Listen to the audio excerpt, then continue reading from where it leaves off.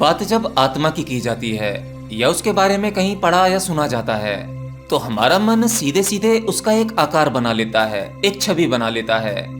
आत्मा परमात्मा के बारे में जानना यह शुरू से ही काफी इंटरेस्टिंग विषय है। पर अफसोस की बात यह है, ऐसा कोई टूल नहीं, कोई ट्रिक नहीं, कोई तरीका नहीं जिसके माध्यम से उस आत्मा को देखा जा सके। आप जो ही आत्मा के बारे में पढ़ोगे या किसी से सुनोगे, वैसे ही आपके मन में एक सूक्ष्म आकार बन जाता है। अब कहा जाता है कि हमारी ये भौतिक आंखें आत्मा को नहीं देख सकती, क्योंकि आत्मा भौतिक नहीं है, वो पदार्थ नहीं है। तो हम अपनी आत्मा का एक सूक्ष्म शरीर बना लेते हैं जिसके आर पार निकला जा सके, एक छाया रूपी। हाँ, बाकी आप लोग आत्मा के बारे में जैसा पढ़ते हो या जैसा सुनते हो, आप उसकी छवि बिल्कुल वैसी ही बनाओगे। और हमारा दिमाग और मन उन्हीं चीजों के इर्द गिर्द घूमता है जो हमने कहीं से सीखी हो, कहीं से सुनी हो, कभी ना कभी उसका अनुभव किया हो। हम केवल उतना ही सोच सकते हैं जिसका हमने आज तक अनुभव ना किया हो, जिसके बारे में हमें पता ना हो, दुनिया संसार ने हमें ना बताया हो, उसके पार हम नहीं सोच सकते। और आत्मा तो उनके पार की घटना है। तो हम लोग आत्मा के बारे में जो भी कुछ सोचते हैं, जो भी छवि बनाते हैं या आत्मा का जो भी दृश्य बनाते हैं, वो सब कुछ झूठ है। पहली बात तो यह है, और ये मैंने कई बार कही है, कि आत्मा को देखा नहीं जा सकता, क्योंकि अगर आत्मा को देखा जा सके तो आत्मा अलग हो जाएगा और देखने वाला अलग हो जाएगा, अर्थात दो मौजूद हो जाएंगे। और जहां दो मौजूद हो जाएंगे वहां तुम्हारी सत्ता अलग हो जाएगी और आत्मा की अलग, जबकि उस आत्मा के कारण ही तुम मौजूद हो। समस्त संसार मौजूद है। आत्मा कोई तुम्हारे जैसी छाया नहीं है जो केवल मनुष्य के अंदर हो। आत्मा एक शक्ति है जो हम सब में भी है, जीव जंतुओं में भी है, एक पेड़ में भी है, फूल में भी है और निर्जीव दिखने वाली वस्तुओं में भी है। वह सत्ता कभी बदलती नहीं, शाश्वत है। परिवर्तन अगर होता है तो इस भौतिक जगत का होता है, भौतिक शरीर का होता है। तुम्हारे भीतर रह रही आत्मा का कभी परिवर्तन नहीं होता। न वो बड़ी होती, न वो छोटी होती। वो तो बस शक्ति है और है, बस वो है।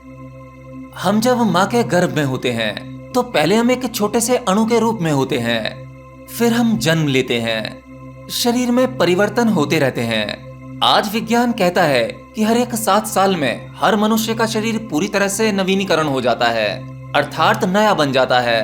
आपके बाल, नाखून, रोजाना शरीर से गिरने वाली करोड़ों कोशिकाएं, ये सब शरीर का मृत हिस्सा है जो खत्म होता रहता है। शरीर का निरंतर मुर्दा हिस्सा गिरता रहता है और हम जो कुछ खाते पीते हैं उसके माध्यम से शरीर में रोजाना नया निर्माण होता रहता है। 7 साल के इस प्रोसेस में शरीर पूरी तरह से नया बन जाता है और पुराना शरीर खत्म हो जाता है। इसलिए मान लीजिए अगर आपकी उम्र 70 साल है तो आप 70 साल में 10 बार नए हो चुके होंगे, यानी 10 बार आपको पूरे के पूरे नए 10 शरीर मिल चुके होंगे। अगर समय यात्रा की व्यवस्था हो सके और आपको आपके बचपन में ले जाया जाए जब आप 1 साल या 6 महीने के थे, तब आप अपने आप को किस तरह से देख पाएंगे? आपको यकीन ही नहीं होगा कि ये आप हैं, क्योंकि अब आप कई बार बदल चुके हैं। अब आप वो नहीं हैं जो आप आज हो। परंतु अब इसका मतलब ये नहीं कि जैसे जैसे आपका शरीर गिरता रहता है, वह बच्चा होता है, बड़ा होता है, फिर बूढ़ा होता है। शरीर में निरंतर परिवर्तन होते रहते हैं, शरीर बदलता रहता है। वैसे ही आपकी आत्मा बदलती है? नहीं, आपकी आत्मा नहीं बदलती। न तो वो जन्म लेती है, न वो बड़ी होती है, न ही बूढ़ी होती है। आत्मा की कोई उम्र नहीं होती। एक्सपायरी हमारे शरीर की होती है, आत्मा की नहीं। तो अभी जो हम किसी भी माध्यम से आत्मा का ज्ञान लेते हैं वो केवल हिंदी वर्णमाला के कुछ शब्द हैं। अ आ इ ई उ ऊ, बस ये कुछ शब्द हैं, आत्मज्ञान नहीं। अब चाहे आप आत्मा के बारे में इंग्लिश बुक पढ़ते हो तो वो भी अंग्रेजी अल्फाबेट ABCD से ज्यादा कुछ नहीं है। अर्थात बाहरी किसी भी सोर्स से लिया हुआ आत्मा का ज्ञान केवल बुद्धि में गए कुछ शब्द हैं, इसीलिए वो हमारे किसी भी काम की नहीं। ये कुछ ऐसा ही है जैसे मैं अगर आपसे कहूँ कि चीनी यानी शुगर, ये खाना हमारे स्वास्थ्य के लिए हानिकारक है। ये एक तरह का व्हाइट पॉइजन है, धीमा जहर। आपको शुगर किसी भी रूप में कंज्यूम नहीं करना चाहिए, न तो चाय पीनी चाहिए। इससे आपके शरीर में फैट बढ़ेगा, आपका मोटापा बढ़ेगा, शरीर में कुछ बीमारियां हो जाएंगी। इसी प्रकार से 4-5 चीजें जो आपके शरीर के लिए नुकसानदायक होती हैं, जैसे बाजार का पैकेट वाला खाना या मांसाहार, इन सब से आपको कुछ न कुछ नुकसान होते हैं, बीमारियां बनती हैं। अब इस बारे में मेरे द्वारा लिया हुआ यह ज्ञान केवल शब्द हैं, पर जैसे ही आप इन्हें अपने जीवन में अप्लाई करते हैं और शुगर खाना छोड़ देते हैं या जो हमारे शरीर के लिए हानिकारक चीजें हैं वो सब कुछ खाना छोड़ देते हैं और अपने रूटीन में पूरी तरह से बदलाव कर लेते हैं, तब इस बदलाव से हमारे शरीर में जो परिवर्तन होंगे या जो फायदे होंगे उसका अनुभव आपको स्वयं को होगा। तब यह शाब्दिक ज्ञान नहीं है, तब यह आपका अनुभव है। ऐसे ही हम आत्मा परमात्मा के बारे में बहुत सारा ज्ञान सुनते हैं, बहुत सी किताबें पढ़ते हैं, यूट्यूब पर ढेरों सारे गुरु बहुत अच्छी अच्छी आत्मा के बारे में बातें करते हैं, पर उन सभी बातों को सुनना केवल कुछ अच्छे शब्द जमा करने जैसा है, जिन शब्दों से आप दूसरों को तो बदल ही नहीं सकते क्योंकि आप स्वयं भी नहीं बदल पाए। हाँ, अगर उन सभी शब्दों को आप अपने जीवन में अप्लाई कर लेते हैं और आपके जीवन में परिवर्तन हो जाते हैं, तब आपके उस अनुभव के द्वारा जो भी कुछ निकलेगा तब उससे आपका जीवन तो परिवर्तित होगा ही होगा, बाकी सुनने वाला भी आपसे प्रभावित होगा। इसलिए अगर कोई साधारण इंसान कोई अच्छी बात कहता है तो उसकी बात को हम इतना सीरियसली नहीं लेते, लेकिन उसी बात को जब कोई वजनदार व्यक्ति कहता है जो अधिक प्रभावशाली है, तब उसकी बातें हमारे हृदय पर गहरा आघात करती हैं, हमें बदलने पर मजबूर करती हैं।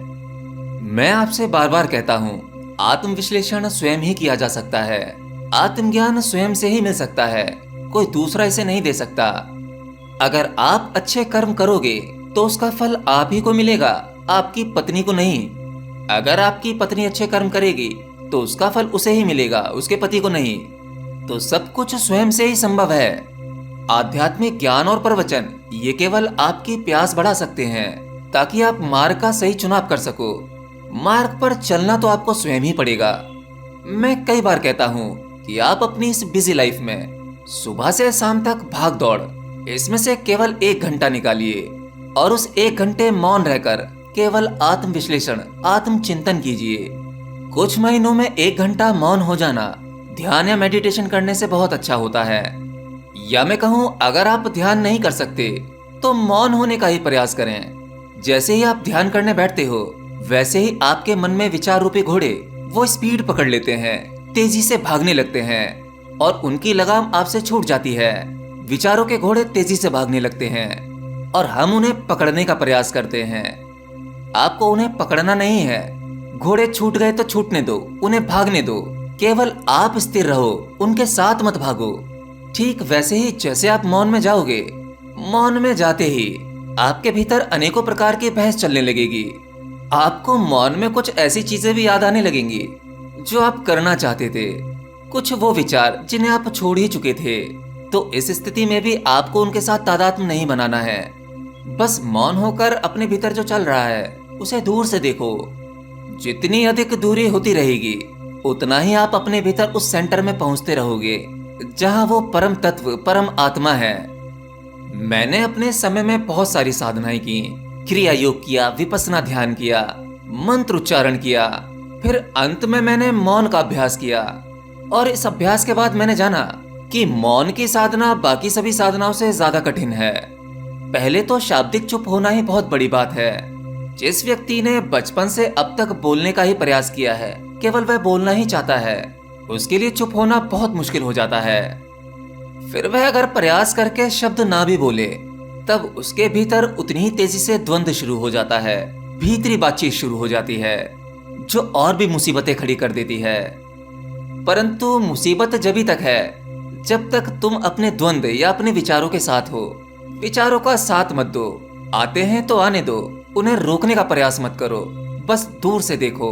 जब तक दिखेंगे दिखेंगे, जब आप उनमें इंटरेस्ट नहीं लोगे तो विचार भी थक कर बह जाएंगे और तभी तुम पूर्णतः शांत हो पाओगे। तभी आपके बोध का उदय होगा, समझने की शक्ति बढ़ेगी और समझ ही समाधान है। और आत्मिक समझ विवेक और बोध से ही मिल सकती है।